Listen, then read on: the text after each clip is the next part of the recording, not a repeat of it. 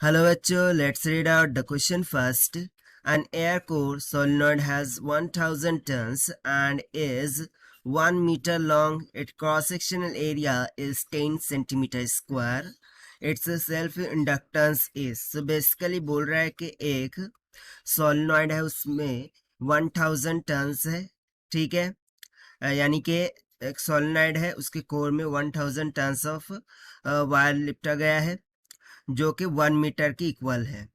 उसका cross sectional area बोल दिया है 10 सेंटीमीटर स्क्वायर के इक्वल। सो हमें सेल्फ इंडक्टेंस क्या होंगी उस सोलेनॉइड की वो फाइंड आउट करनी है। तो चलिए स्टार्ट करते हैं हम सोल्यूशन से, but before of that let's talk about the key concept which we are going to use here for this question.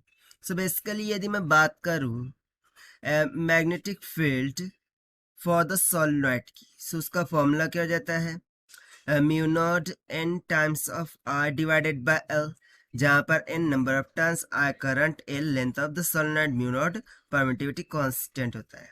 सो बस इसी कॉन्सेप्चुअल फॉर्मूले का हम यहाँ पर यूज करने वाले हैं। Now we know one of the relation that is n phi, this is nothing but is equals to l into i, जहां पर l सेल्फ इंडक्टेंस हो गई, i करंट हो गया, phi magnetic flux, n number of turns हो गया। इसको हम मान लेते हैं कुछ इक्वेशन नंबर 1 के इक्वल।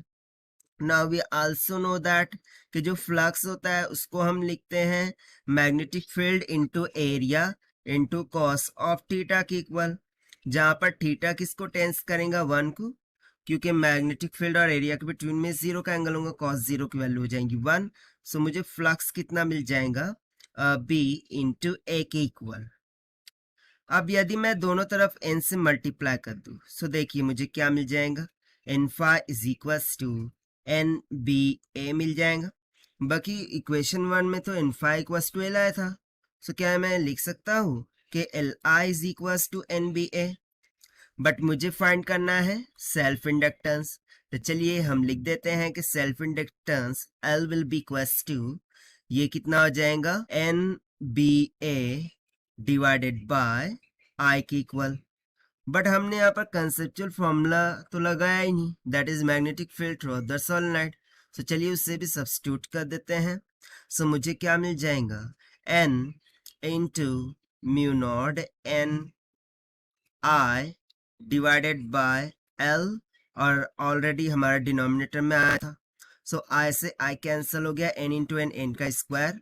सो फाइनली सेल्फ इंडक्टेंस किसके इक्वल आ गई, mu naught times of n square divided by l की। Okay we just left cross sectional area, ठीक है, सो यहाँ पर क्रॉस सेक्शनल एरिया भी होगा।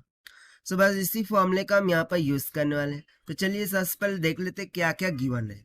सो नंबर ऑफ टर्न्स कितने हैं 1000, उसके बाद एरिया बोल रहा है 10 सेंटीमीटर का स्क्वायर, मुझे तो मीटर में चाहिए, सो इसको हम कर लेंगे मीटर में, 10 इंटू 10⁻⁴ मीटर का स्क्वायर, राइट।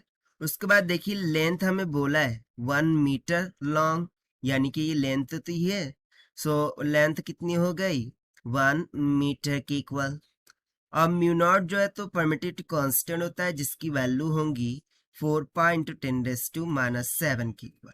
सभी वैल्यूज को सब्स्टिट्यूट कर देते हैं, सो ये हो जाएगा 4 pi into 10⁻⁷ multiply by number of turns 1000 that whole square, area कितना है 10 इंटू 10⁻⁴ डिवाइडेड बाय एल कितना है 1 मीटर। सो देखिए 1000 का स्क्वायर यानी कि 10⁻⁶ होगा, 10⁻⁶, और ये 10⁻⁷ यानी कि 10⁻⁻⁷, और ये दोनों क्या हो जाएंगे, कैंसिल हो जाएंगे।